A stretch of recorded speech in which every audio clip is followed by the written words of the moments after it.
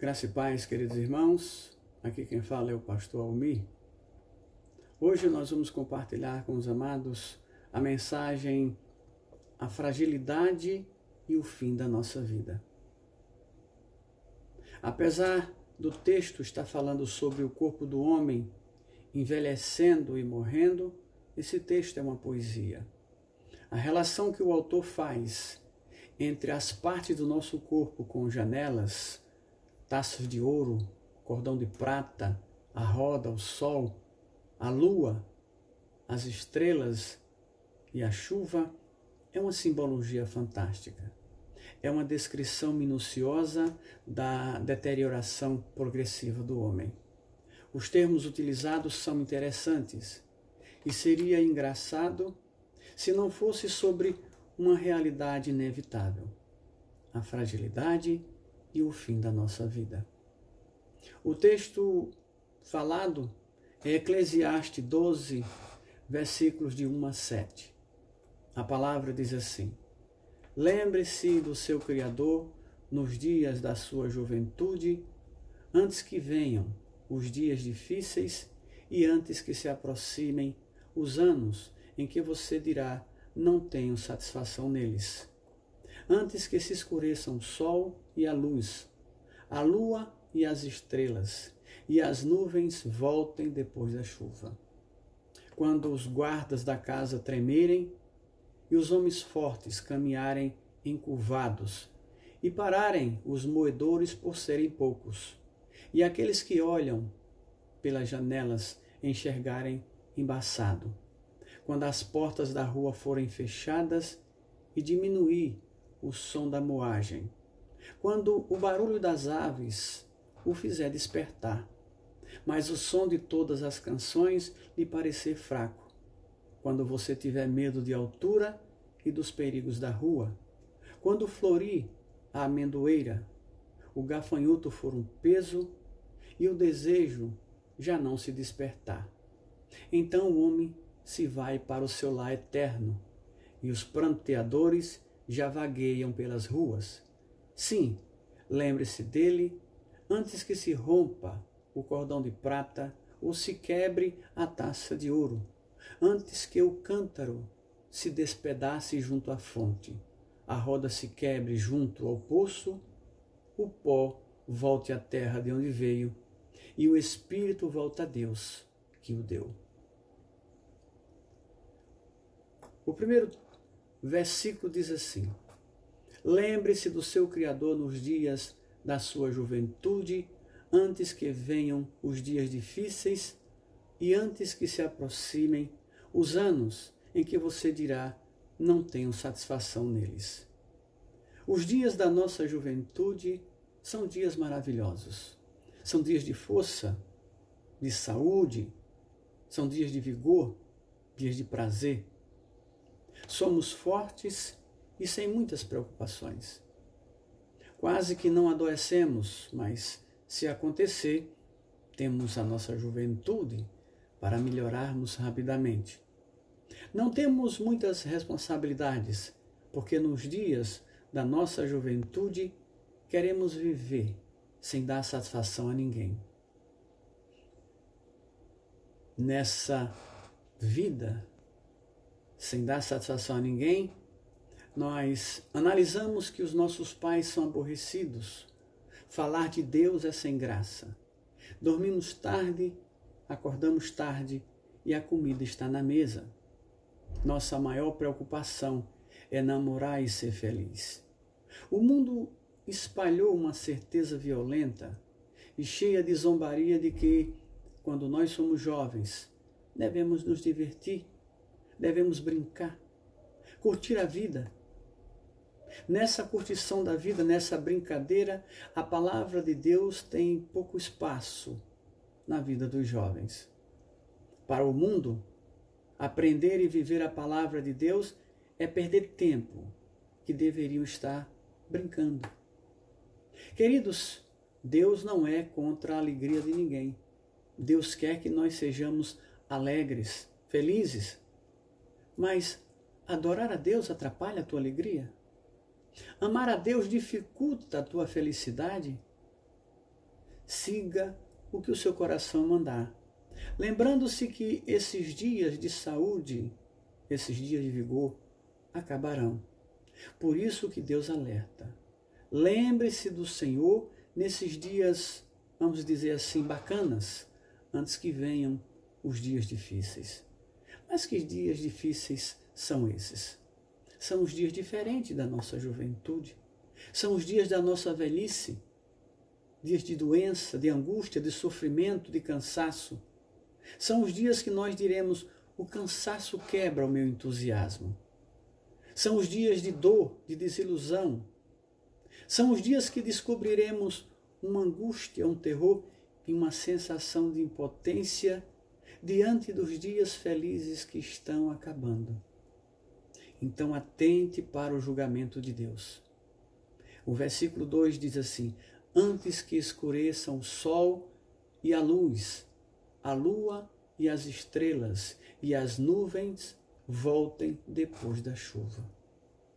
Antes que escureçam os nossos sorrisos, antes que apague o brilho dos nossos olhos, antes que nós não percebamos a magia de Deus no universo e na nossa vida, antes que tenhamos trevas e não sabermos onde está a luz, antes que estejamos velhos e percamos o senso do certo e do errado.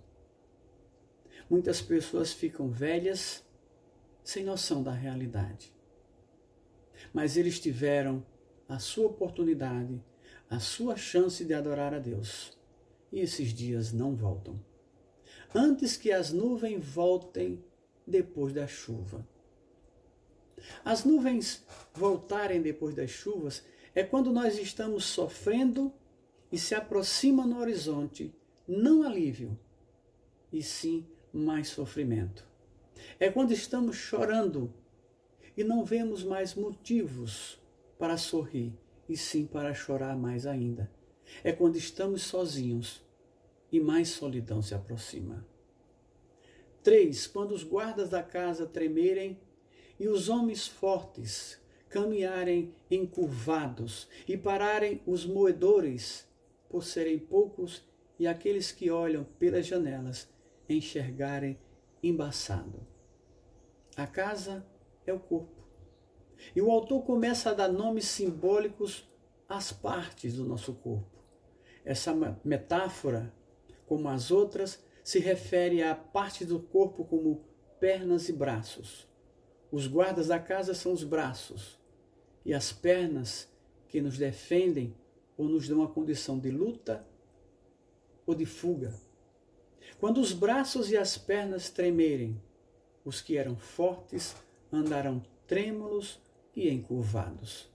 Quando os moedores pararem, isso é, quando os dentes forem poucos, também comeremos pouco, debilitando nosso corpo.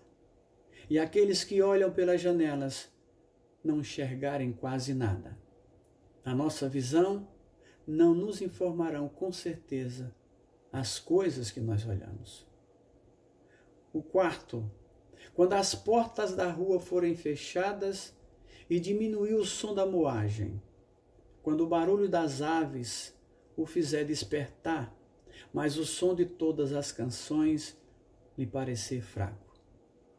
Ao nos tornarmos velhos, tudo nos assusta. Até o cantar dos passarinhos ou bater de suas asas nos causa medo. Fechamos as nossas portas com medo porque, se algo as derrubar, nós não teremos força para enfrentar. Além de pouca visão, estaremos surdos. Perderemos o vigor para andar, teremos poucos cabelos e tudo se torna um fardo. O versículo 5. Quando você tiver medo da altura e dos perigos das ruas, quando florir a amendoeira, o gafanhoto for um peso e o desejo já não se despertar. Então o homem vai para o seu lar eterno e os pranteadores já vagueiam pelas ruas. O florir da amendoeira é um tempo que conta na nossa vida. o gafanhoto for um peso. Aqui nós vemos que não teremos força no corpo. Se tivermos cabelo, ele será branco e teremos dificuldades para andar. O nosso corpo, antes jovial, fácil de mover-se, será pesado, mesmo que nós estejamos magros. A nossa agilidade não nos pertence mais. Todo e qualquer trabalho, até mesmo a locomoção, o andar, será dificultoso, será difícil para nós. O desejo do corpo acabou-se. Então o homem se vai para o seu lar eterno. O lar eterno aqui escrito não indica de forma alguma céu ou morada de Deus. O lar eterno é apenas uma referência onde passaremos o restante das nossas vidas após a nossa morte. Os pranteadores já vagueiam pelas ruas. Naquele tempo de Cristo, por mais estranho que se pareça, contratava-se pessoas para chorar por quem morria. Hoje nós temos os nossos filhos, os nossos pais, os nossos amigos, os nossos conhecidos que lamentarão a nossa partida com choro e pesar.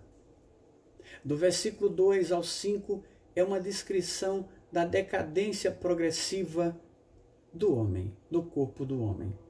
Quando as pessoas dizem que não somos nada, é referindo-se ao orgulho da nossa importância, que resume-se a um caixão lacrado onde tem que se enterrar com urgência. O 6 diz assim: sim, lembre-se dele antes que se rompa o cordão de prata ou se quebre a taça de ouro, antes que o cântaro se despedace junto à fonte, a roda se quebre junto ao poço. Qualquer uma dessas referências são informações sobre a fragilidade do nosso corpo. Qualquer um desses que se quebre, que se rompa ou se despedace, significa o fim da nossa vida. Elas simbolizam várias vezes o fim do ser humano. É o fim da ligação entre a matéria e o espírito. É o fim de todas as oportunidades que tivemos na vida de adorar e glorificar a Deus. É a morte. Porque quando esse fio se parte, quando se despedaça o copo de ouro, quando se quebra o cântaro, quando se desfaz a roda, não há tempo e nem motivo para Deus dizer sim para nós, porque passamos todo o tempo da nossa vida dizendo não para Ele. Eu fico imaginando, queridos, quando os nossos órgãos começarem a doer dentro de nós, por não ter estrutura ou carne que segurem eles nos seus devidos lugares. Se o homem não se lembrar do seu Criador, nos dias da sua juventude, haverá sim um temor de se encontrar com Ele. Lembre-se dele antes que morra. Mas o que queremos oferecer a Deus? Uma carcaça velha que não tem mais prazer? Uma mente vazia, onde só existe lamentações? Devemos amar a Deus antes que os nossos olhos percam o brilho, antes que a força do nosso corpo nos abandone. O sol, a lua e as estrelas do esplendor da nossa vida são os nossos sorrisos, o nosso cantar, as nossas esperanças e a nossa juventude. Devemos amar a Deus antes que se perca o raciocínio, antes que se perca a alegria, antes que sejamos vencidos pela dor, pela mágoa, pelo ódio, pelo desespero, pela falta de direção, pelo medo. O versículo 7 diz assim: o pó volte à terra de onde veio, e o espírito volta a Deus, que o deu. O pó volta ao pó. O corpo volta ao pó, mas o espírito, se é redimido, volta para Deus. Senão, o inferno é o destino. O pó que se transformará o nosso corpo voltará para a terra, e o espírito voltará para Deus. Mas ele poderá não querer ir junto dele, porque se o nosso espírito, cheio de pecado, é um insulto, um ultraje a santidade de Deus não poderá ficar junto ao Pai Celestial. Quando Jesus falou sobre o homem rico e Lázaro, que era pobre, apresenta um retrato alarmante da vida depois da morte. E disso aprendemos de maneira clara que a única coisa que importa realmente na vida é ficar em relação correta com Deus. A única coisa espiritual que nos alimenta é a presença do Espírito Santo que nos guia para a salvação. Há um céu e há um inferno, e cada alma vai para um lugar ou para outro. A única maneira de fazer o céu ser o seu lugar eterno, o seu lar eterno, é pela aceitação de Cristo em sua vida. Se Ele é a porta, tudo restante, tudo que não é de Cristo, conduz ao inferno. Juventude e adolescência são coisas boas, mas não se deve se apegar, não deve nos cegar para não vermos coisas infinitamente melhores. Juventude e adolescência devem ser vividas e complementadas com Deus. As pessoas são orientadas, influenciadas a raciocinar que suas vidas se resumem numa existência insignificante. Nascer, crescer e morrer. Muita gente analisa e raciocina que depois de morto não importa mais nada. Mas, queridos, nós seremos ressuscitados. Todos nós abriremos de novo os nossos olhos. Não esses olhos que nós temos de carne. Teremos consciência de acordar e estarmos vivos. Uns para chorar e gemer eternamente, e outros para louvar e glorificar a Deus. Onde nós estaremos? Depende do que nós fizermos nos dias da nossa mocidade. Depende do que nós fizemos quando tínhamos vigor e alegria em nosso corpo. A mensagem completa parece não ter uma frase de salvação, mas tem. A última frase do texto diz: "E o Espírito volte a Deus que o deu". Então temos que viver, sim, e viver da melhor maneira possível, mas que essa melhor maneira não seja a destruição de um projeto maior na nossa vida. Que seja essa melhor maneira, seja apenas o fim do nosso corpo. Apesar de todo o texto ser uma visão terrível da ação dos anos em nossos corpos, a última frase é uma esperança. E o Espírito volte a Deus que o deu. Que essa seja a frase da tua vida. Que essa seja a frase da minha vida. Porque a fragilidade é comprovadamente a fragilidade do nosso corpo. O corpo vai para a terra. O Espírito continua vivo. Que nós possamos dar ao nosso espírito o destino que Deus quer. Voltar para o Pai Celestial. Porque eu e você, queridos, queremos com os olhos e o corpo celestial que tivermos sentir a salvação de Deus. Não teremos mais medo de nada, porque tudo estará nas mãos do Senhor.